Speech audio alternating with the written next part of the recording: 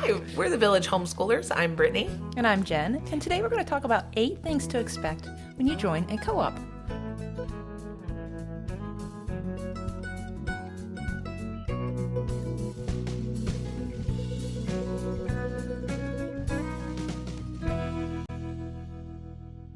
Oh, welcome to the Village, guys. Oh, so you're thinking about joining a homeschool co-op. Maybe you're scared. Okay. Well, so we actually this was like not even on our radar to do, because when we started talking about doing a podcast, we wanted to like encourage people to create their own co-op. But we run a co-op that lets new people in. So many new people. Yeah. And we were talking to them, and they were letting us know that, like, as with anything, when you're new to something, you're nervous. You don't know what to expect. You don't know what it's going to be like. And when it's a homeschool co-op, your kids are asking those same questions too. And so we were like, okay, so not everybody's going to start their own co-op. Maybe we need to chat a little bit about what people should expect if they're going to join a homeschool co-op that already exists. Yes, because a lot of these questions we have gotten over the past couple of weeks. Yes. Lots of surprises and just different expectations. Right. So we just wanted to go over that. Right. So here we go. 8 things to expect when you join a co-op. And number 1 is they're going to expect you to volunteer your time. Because co-op stands for cooperation. Yeah. And like, I think, again, people are always like, I'm not a teacher. Okay, cool. You don't have to be. We're not asking everybody to teach. We're asking some people to teach. But we're also asking people to clean things. We're asking people to run a nursery. Mm-hmm. We're asking people to throw a holiday party. Mm-hmm. What else are we asking people to do, Jen? I think that just about covers it. Yeah, well, yeah. Help run kids' places. Maybe we just have to put in. We have a few little escape artist toddlers in our group, so we have like a door monitor to the outside parking lot, just because those little ones are fast. And so, like, hey, we just need you to hang out here and make sure no little one goes out without a parent. Yeah, or walk this child to the bathroom, because we've had children in the past have issues in the bathroom. Right, yeah, or you need help in the bathroom. I can't reach the sink to wash it. So yeah, that's totally kind of our thing is, please come, please be here. We're going to ask you to contribute your time in some way, and in a way you're comfortable and successful, but definitely in some way, shape, or form. Yeah, because that spreads out the workload and makes everything fair for everyone. Mm-hmm. All right, number 2. They'll expect you to contribute to cost. And again, we've talked about money before. We don't like talking about money. I'm the anti-money person. But things cost money, supplies. It's the reality of the situation. Yeah, if you're renting a space. We are not tax funded. Yeah. So we have to come up with money somehow. Right. We're not a public school. So now, we talked before that there are often situations where if you're having a financially turbulent time, or something isn't going to be affordable for your family, lots of co-ops, including ours, are ways to help you do that. But there are situations where we need to buy paper and crayons for something. Exactly. So there is going to normally be, if you're joining a co-op, expect there to be some kind of cost attached. And if there isn't, sometimes there's often like a bartering of skills. So if I'm going to plan something this week, I'm going to bring my own supplies. I'm going to pay for it myself. And then next week, you're going to plan something and you're going to bring your own supplies and you're going to pay for it yourself. And my thing may be my skill set, language arts, and your thing may be your skill set, nature and, basket weaving. She's not talking about me directly. Yeah. And that's cool. And that may be what we're doing in this situation, but we're going to have to contribute in some way. And so just know that most of these things have some cost. Hopefully it's minimal, but they have some cost attached to them. So number 3, they'll expect you to communicate. Oh yeah. This is Brittany's favorite. Because I love to communicate. Yeah. No, I'm like the over communicator, but it's a group of people. We have to be able to communicate with each other. Phone, email, they may use social media. Whatever avenue they're going to use, they're going to expect you to use it too. And a lot of times, if the co-op is approaching you, they're in a time-sensitive situation. Yeah, so recently we had to go through our wait list for new registration. To invite people in to our co-op. Mm-hmm. And we have a huge wait list, over 60 families. and I had to contact every single one of them. But we have a short amount of time. So we had to write in the emails, you have to write us back within 24 hours. Right. And that is a struggle sometimes because people get back to you in 48 hours or people get back to you one time and then you sign them up for everything and then they drop off the face of the planet. And you need to get other information from them. Like, does your child have an allergy or something like that? Yeah. So I think when a co-op approaches you, especially if you've expressed interest in the past, I would be mindful that the fact that you're probably being contacted by another parent who's not getting paid to do this, they're doing it, that's their volunteer role for that co-op, and they are contributing their time and energy to include you. So timing is really important in those moments, and it is respectful and kind to be as prompt as you can. I mean, life happens and it's not like you have to be glued to your devices. Yeah, but it's important to contact people in as many ways as possible. So we will send text messages and we will send emails because we realize that sometimes people don't check their emails except once a week, but they're on their phones usually and they get text messages immediately. So sometimes that's an easier way to contact people. So we try to do it multiple ways. So they're going to expect for you to communicate with them, and they're going to expect you most likely, at least on the first few contacts, to do it pretty promptly. Yeah. And this goes back to everybody's going to perceive the situation, but this is like your first entry into this community. You're starting relationships with these people, hopefully, and promptness and answering, fully and honestly and quickly, that's often like helps you form a good bond and a relationship. If you're not meeting a deadline, if you're not following, if you're not communicating clearly, that can be sometimes, that's not always the best impression you want to leave when people are first meeting you. Yeah. And so, that's the other thing too. We're like, hey, those are the building blocks of new relationships. And you want to have good, solid foundation as you join this group, which hopefully you're going to continue in. Alrighty. Number 4, they'll expect you want to be friends. This is true. I think what we mean by that is most likely you're looking for community first, and community involves relationships and friendships. There's going to be friend circles. There's going to be groups of people who are going to hang out, and they may hang out outside of co-op too, together, right? And we try to be really inclusive and invite everybody. So it sometimes gets annoying when you're invited for the 32nd birthday in a month, But, it's really nice to be included. Right, exactly. So most of the time, they're assuming you're looking for friends and socialization for yourself and for your kids. So you might want to, if they seem eager, we were just talking about this, I'm like, do you think you seem a little bit nuts? Because we're so like, hi, nice to meet you. We're so glad you're here. Welcome, welcome, welcome. And I'm like, sometimes I worry we're overdoing it. But I think we go into most of those relationships with new people assuming that they're looking for friends. Yeah. And maybe they aren't. But so if I seem aggressive with my friendship, that's why. We're aggressively friendly. Yeah. So I think that's going to be a safe assumption for most co-ops. They're prioritizing socialization and friendship. Number 5, they'll expect you to jump right in. I mean, homeschoolers tend to be kind of a self-starter group anyway. We had our first day of co-op recently, and there's like a 15-minute introduction, and then it's like you're straight in there in the trenches. Yeah. You're painting with tea. Yeah, for your first time ever, and that literally did happen.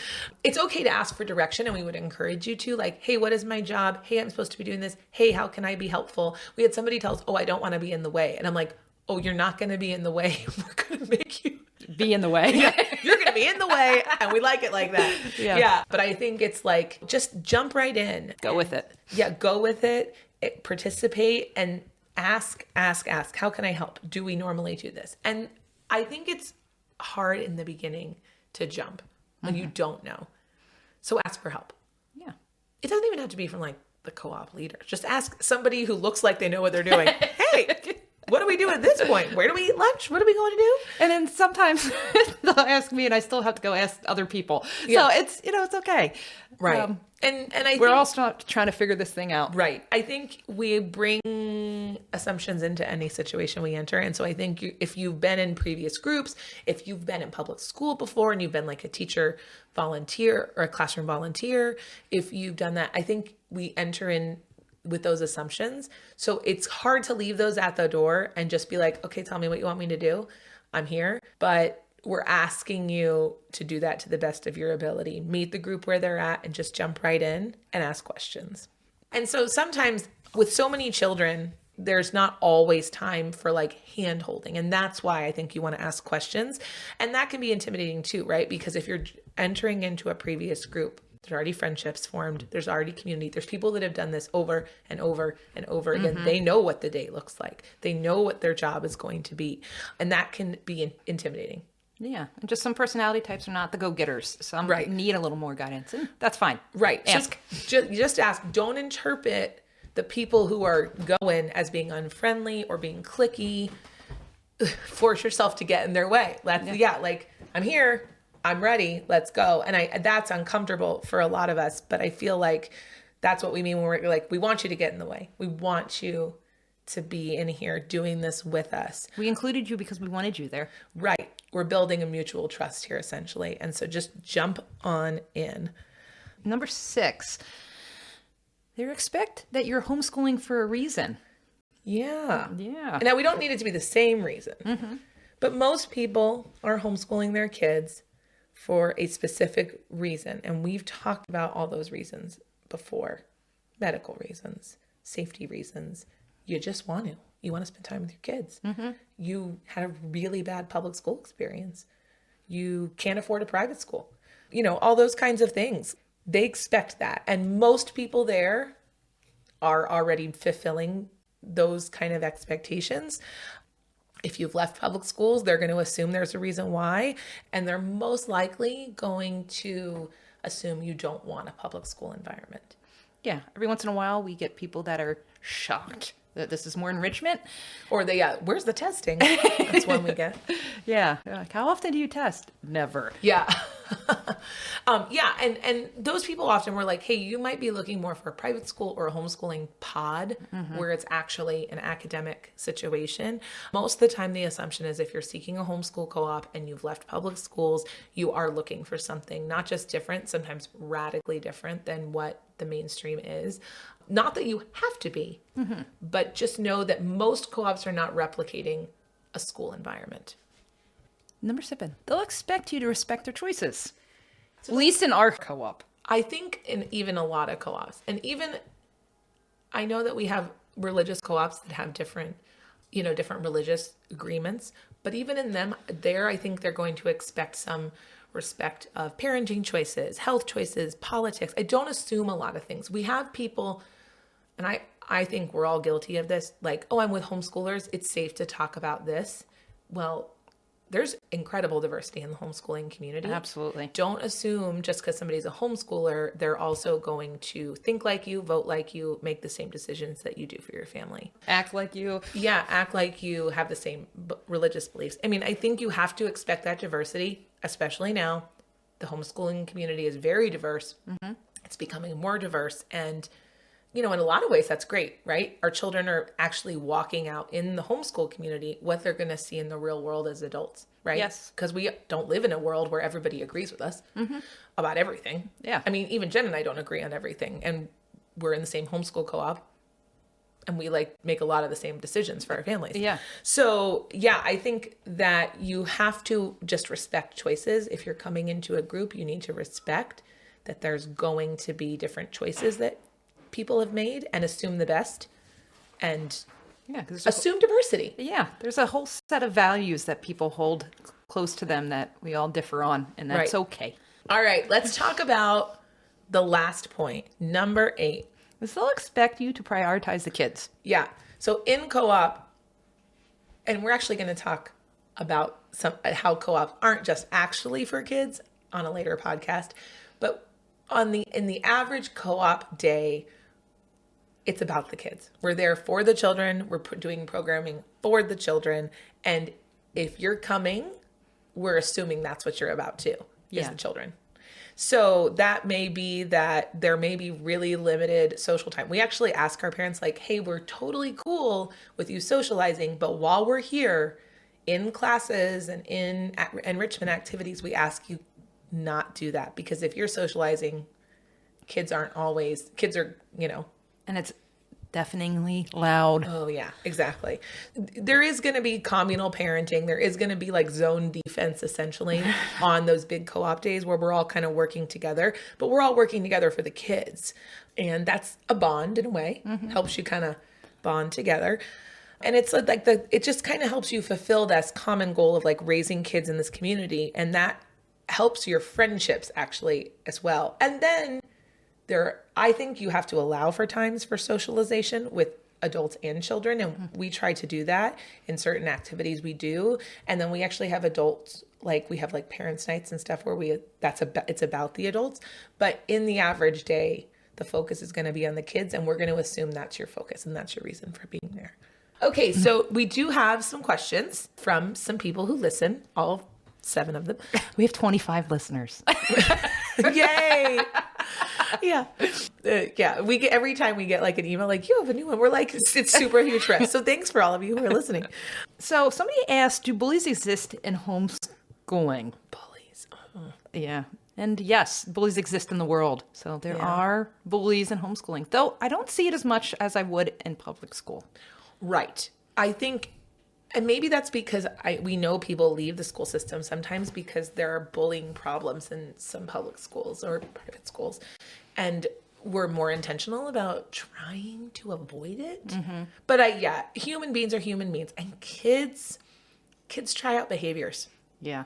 You know, we just were talking about it's about the kids, and that's why we're creating these homeschool communities. And like, it is about the kids, but the reason the adults are supposed to be focused on the kids when we're with them is because we're trying to gently, kindly guide some of those trial behaviors, because kids are going to try things. But that being said, they mimic behaviors a lot. So overwhelmingly, the people in our co-op are very, very kind, nice people. Yes. And their children are overwhelmingly kind and nice human beings. Right. And they are also really nice to each other. Almost always. Every once in a while, you get a kid, maybe doesn't get along. Yeah, they don't get along with other kids. And it's not necessarily bullying as much as it is just personality clashes, like Brittany said. We always tell people assume good intent. And I think that's because most of the time there's a reason kids are trying this out or trying this behavior. Like lying's a big one. Like all kids kind of try lying, right? And I think most of the time, because the adults are present in homeschool communities so much and so prevalently, we're able to understand like that child did this because we assume the best, and then we're able to help kind of navigate the situation with our kids. And since we're there, we can also kind of stop things before they become a problem. So you see a behavior, you're like, that wasn't very kind of you. You could stop it immediately before it becomes like a habitual. It's also sometimes a safe space to let kids try behaviors, and like, we're not intentionally intervening right now because we want to, we're going to let kids work this out. And it's a safe space for them to work it out. Nobody's going to get hurt. And when it gets too far, adults can come to their aid. Also, we try to have, if you're feeling like you can't navigate the situation, you ask for an adult for help. That's why we're here. And so I think that helps curb it. It's not non-existent. We aren't creating utopias here. Yeah, it is the real world. Yes, but I think it is maybe less prevalent. Okay, great question. Thank you. All right, we got another question. Okay, this one was from my lovely cousin. Oh, it's a family affair. So she asked, do you have to have a specialty to be able to contribute to a group, or can you just be any normal person off the street? Yes, you can be any other normal person off the street. You don't need to have a specialty. Some of us do that are completely unrelated to co-op. Architectural drafting. Yes. Looking at you, Jen.